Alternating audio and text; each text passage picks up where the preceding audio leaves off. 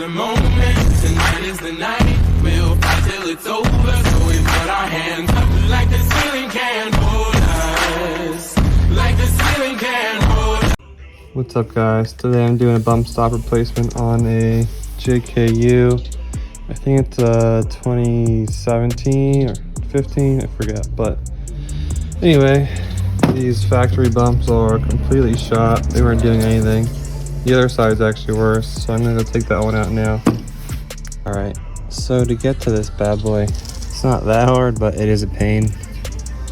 Gotta take the sway bar links off, shocks removed on the one side. Obviously the tires are off the wheels.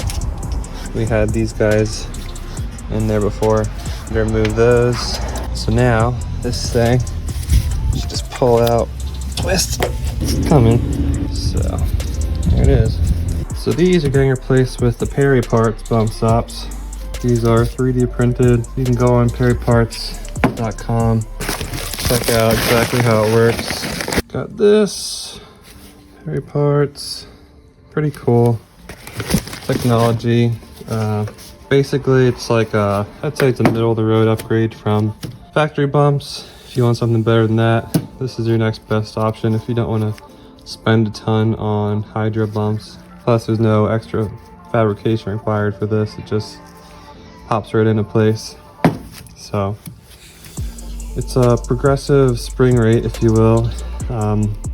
You hit it really hard, you drop off a ledge or something, it'll act stiff. But if you're slowly flexing your vehicle out, it'll act a little softer. So got the Perry Parts key in there. I'm gonna throw a little grease up here and then pop it in. So I found it easiest on the other side to jack up the side you're installing, so you can kind of use the axle to push it in, or at least to pry off with the pry bar. Take this up. Okay, here we go. Hope my jack doesn't slip off again. Pump it right in there. That should be seated.